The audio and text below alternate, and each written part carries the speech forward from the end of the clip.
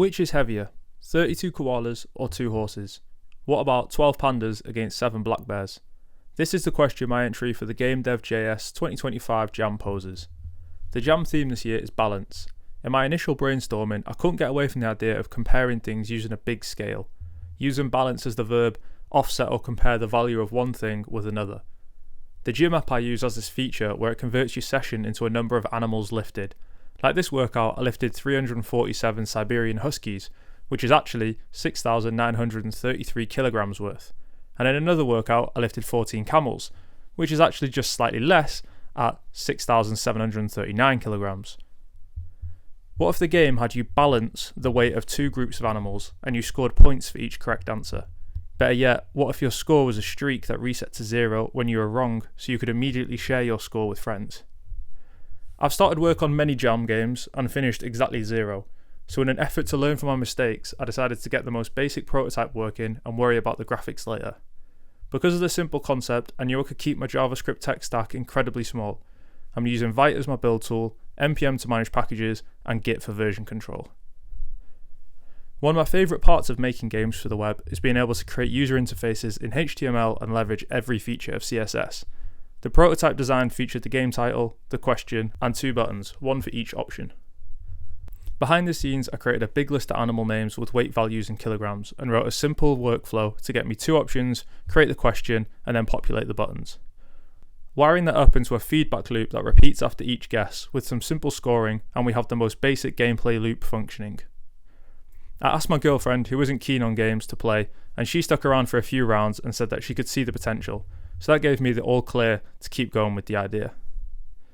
I had a big problem with the concept that I was keen to fix. It all felt a bit flat.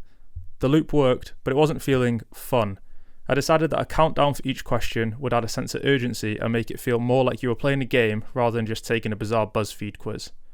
I wrapped the feedback loop in a traditional game loop running at 60 frames per second and counted down from 10 seconds for each question. Displaying this on the screen as a number increased the sense of urgency a touch too much and made it hard to concentrate on reading the options, so I swapped it out for a depleting bar instead. Another perk of working with HTML and CSS, no need to make assets for this stuff, just a resizing div with a background colour and the job's a good one. I set a div with a background colour inside another div with a fixed width, and by changing the width of the inner div I can easily simulate the depleting bar. Now that there's a bit of pressure on the player and the game loop works, it was time to get some animals into the mix. I knew that I wanted a wide range of animals to be represented, and I also knew that I wouldn't have time to make even some simple low poly versions, so I turned to the internet in search of someone else's hard work. Google Poly has been shut down for a long time, but thanks to the work of Poly.pizza, the assets have been preserved and can be used for any projects. I skimmed through and grabbed any animals that had decent models and started work to combine them all into one GLB using Blender. Of course, they were all scaled in their own special way, so I had to spend some time getting them somewhat consistent. I thought it would be fun to have most scaled as you'd expect, and then some animals to be grossly under and overscaled to catch out anyone in autopilot just comparing number and size of animals.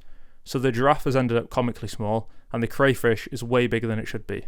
I'm using Three.js to build a very small rendering system suited to my needs. There's an overall scene with lights, camera, and some resize logic, and then within that there is 2 instances of the platform class. This class represents a platform floating in space, which in turn represents one side of the scale that we're using to balance the groups of animals. To begin with, I replaced the animals with some spheres that spawn and fall down onto the platform. I'm using Cannon.js to handle the physics, which means that I can get the spheres to bounce and collide with each other.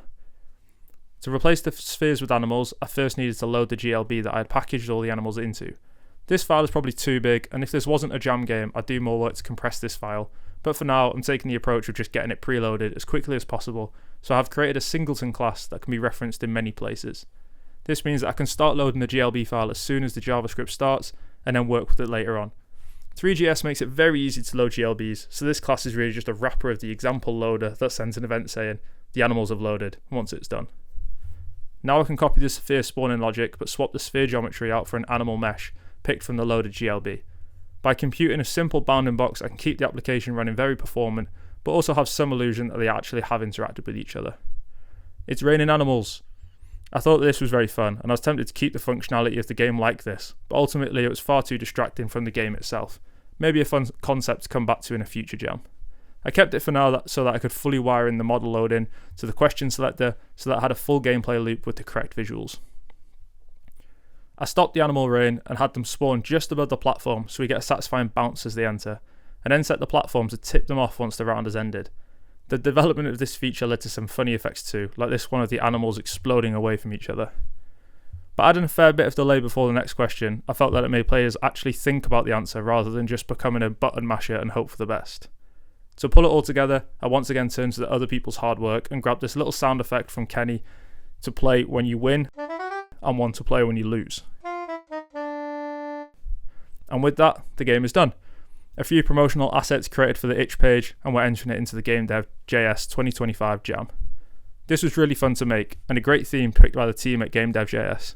You should make some time to play Which is Heavier and many of the other amazing submissions. The link is in the usual places.